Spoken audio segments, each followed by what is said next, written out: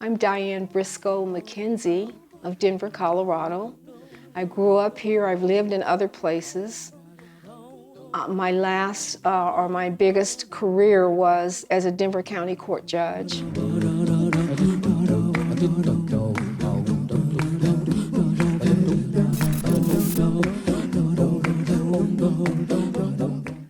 Before then, I practiced law as a city attorney for the city and county of Denver.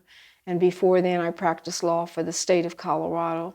I'm a graduate of the University of Denver Sturm College of Law School. And undergrad, Lincoln University in Jefferson City, Missouri, which is an HBCU. And also a graduate of East Texas State University with a master's degree in business administration. What am I most proud of? That's hard for me to say.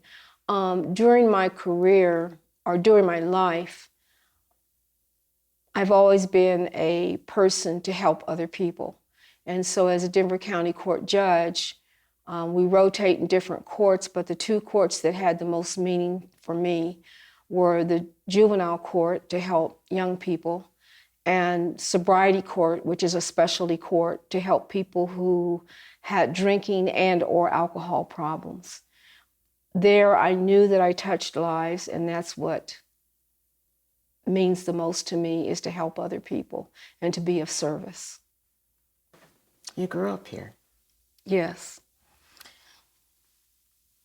Coming of age here, what was it like? What most impressed you? I suppose for me it was different from a lot of my peers because my mother was the chairperson of the Congress of Racial Equality during the Civil Rights Movement, and so we had meetings in my home and made signs, and my mother put my brother and I out on the picket lines. So I think we lived a childhood a little bit different than many of my classmates and peers. When you say you were out on the picket lines, one, how old were you? 12, 11, 12, 13. And what did you encounter? What did you see? What most impressed you being out there on the picket lines for a cause? I think that I was so young that I didn't really know or appreciate the deep meaning of what we were doing. I mean, I knew we were picketing because Black people, people of color, were not hired, were not promoted, or if you were hired with Denver Dry Goods Company, which we picketed, Black people were only hired to clean the bathrooms. They weren't hired to be clerks in the store. I did know that, but I don't think it resonated with me the way as an adult and living my own life and seeing what my mother went through and others, seeing what they went through, the deep meaning that it has to me now. What did you see? With my mother and hearing her stories of what happened to her, it was very difficult for her to get hired as a teacher in the Denver Public Schools. Even though she had been a teacher, she had a teaching degree from Stowe Harris Teachers College in St. Louis, Missouri, which is where my mother's family originates from. And she taught in St. Louis, but then came to Denver and was not able to be hired, was not hired by Denver Public Schools. She tried 3 or 4 times before they finally hired her. Mm-hmm. How did she feel about that? Again, I was very young at that time, but talking to her as she became older and retired, she was angry, but yet she was thankful, grateful, because she said I should have a higher pension than what I have if they had hired me when they should have hired me, and if they had treated me with equality and fairness. However, I'm grateful to have what I have. Yeah, your mother was an activist, and she was in the March on Washington. She was. Yes. She actually, as the chairperson of the Congress of Racial Equality, she spearheaded fundraising to take 2 busloads of Coloradoans to the March on Washington in 1963. And I wanted to go, and she wouldn't let me go. And years later, when she was in her 80s and homebound, I asked her, why did you not let me go? And she said, because there were rumors there might be violence, and I didn't want to take a child where there might be violence. Yes. But she was willing to take that risk herself. Definitely. She was willing to be on the picket lines here in Denver and do whatever she felt that was needed to be done to try to erase discrimination in jobs, employment, jobs, housing, schools, whatever. She was always willing to put herself on the front line. Yes. Did you always want to be a judge? No. What did you want to be? When I went to college, I was going to be a social worker, and I was going to save the world. What gave you that idea to save the world? I look back now and I laugh, but at the time I just felt like, that I needed to help people. I've always had that, and maybe that was because I saw my mother. Yes. That no doubt she was the biggest influence on my life. Yes. Because she lived her life trying to make wrongs right. And so I just thought, well, I'll go and be a social worker and I'll fix things. Yes. That's a young mind, But so I majored in sociology. But while I was at Lincoln University, of course, I was talking to my mother back and forth, and some people came from St. Louis University Law School talking about Black students going to law school. And on a conversation after that with my mother, I said, there's people here talking about law school.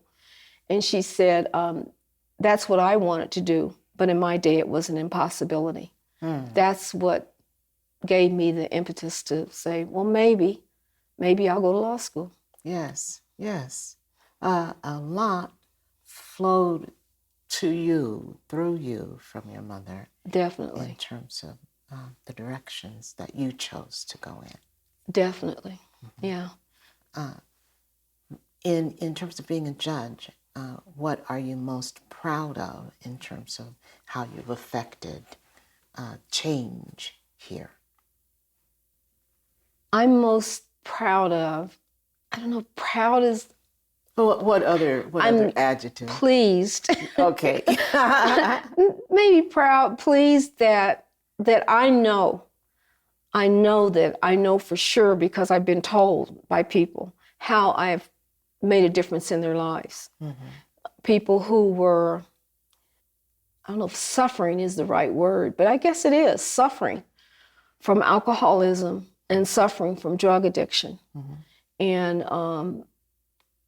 I've been told by people who went through my court, because we had a program with the court. You didn't just come one day. You had to come and go through a 18-month program.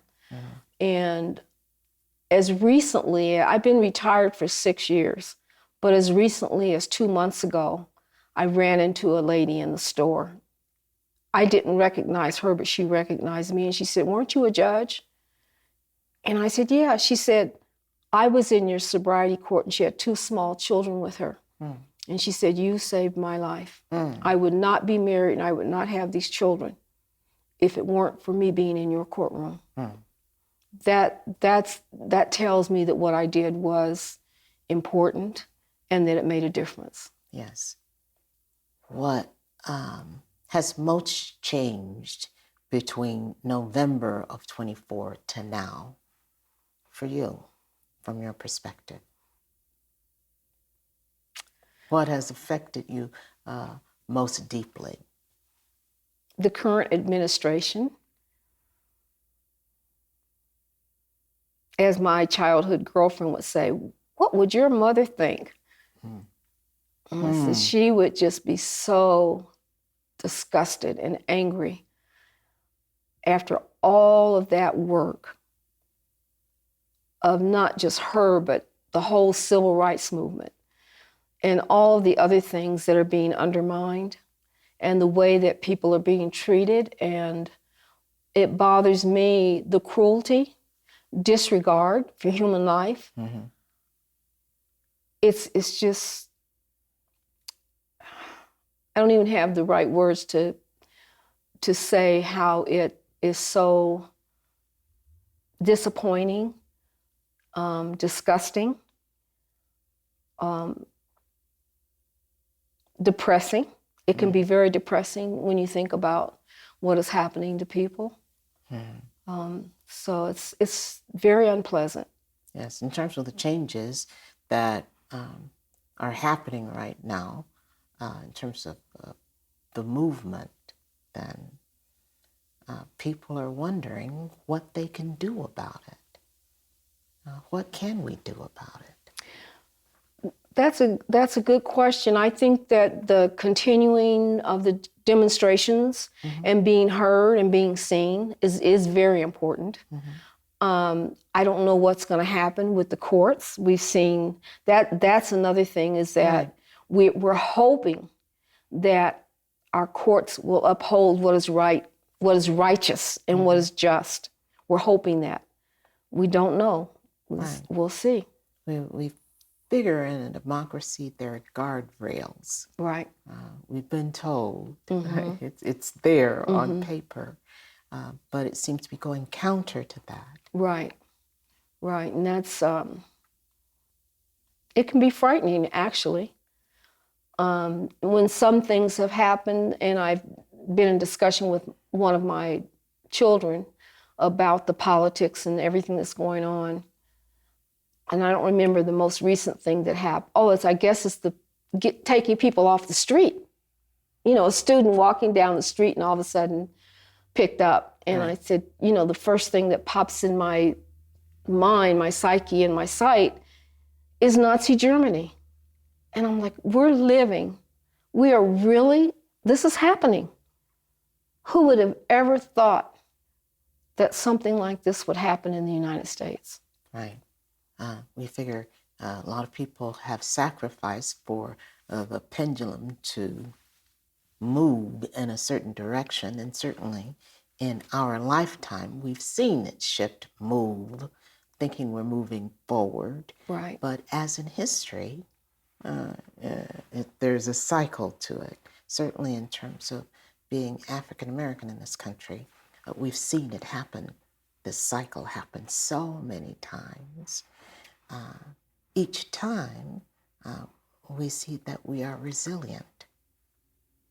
We've been able to get back up again and forge ahead, learning something new, finding new ways to combat what lies further on ahead. But certainly in my lifetime, I never thought I'd see it back here again. Right. How about you? I feel the same way. And I tell myself, we are a strong people. And look at what our ancestors went through and came through. And I just say, we're strong people and we will make it through this. We will. And perhaps it's figuring new ways. Right. And I think also that we're a faithful people.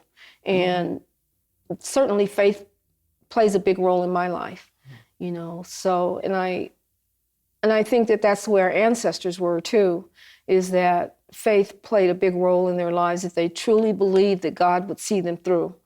And even though the suffering was horrendous, I just can't even imagine.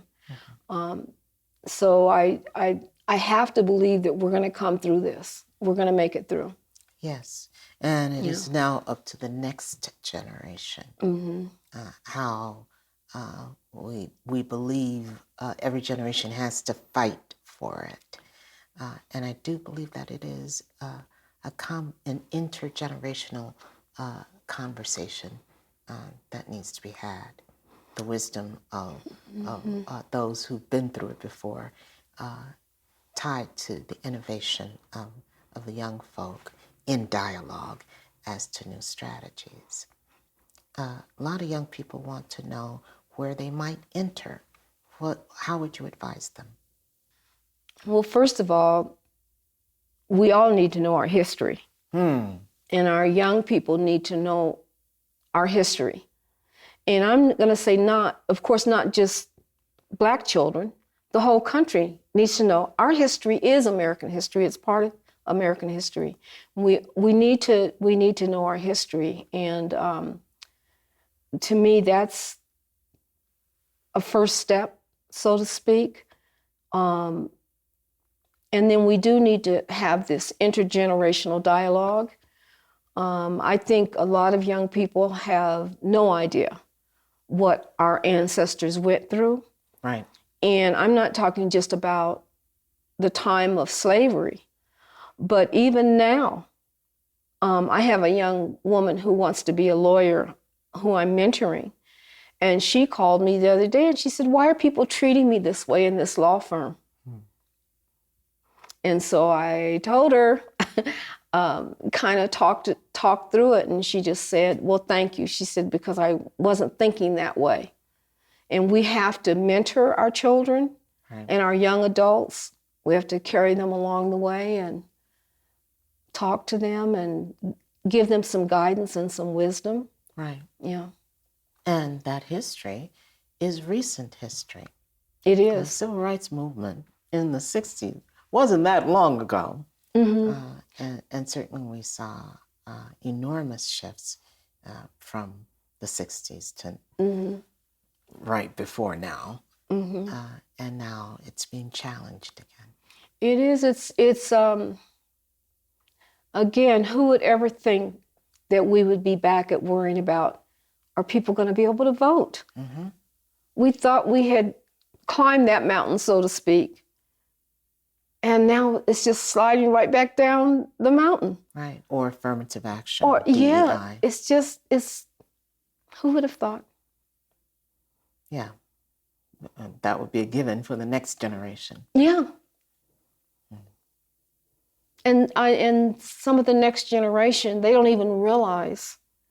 That's why I'm saying about the history. And even like you're saying, it's not even the history way back, it's current. And what we did have and what we're losing, or what we have lost. And they need to be aware of that. Right. And understand it's worth fighting for. Absolutely. In different ways. Yeah. You keep passing it on. That's a given. Where do you see things going in the next 20 years then? That's hard for me to see. It's really hard for me to see. Moment. Yeah, at this moment. I'm concerned about our young people that don't have a foundation or a grasp of our history, and are not being raised the way we were raised, to have respect for our elders and to understand how important education was, because, my generation and my children too, that's drummed into your head, that education is so important, and that many things can be taken away from you, but your education can't be taken. We all have heard that growing up. And I'm not sure that many of our young people hear that, or that they're just not even taught that. And it's frightening to me that we lose some of our young people. I was looking, you were walking me through the pictures of your family, which is such enormous inspiration to see the picture of your mother, your father, and those before. You look like a combination of both, and certainly the features and the principles echo through you, and has echoed then through the choices that you've made in terms of how you've navigated through this world. It is quite been enormous and wonderful, your legacy. Well, thank you. Yeah, and thank you. Thank you for this conversation. Thank you.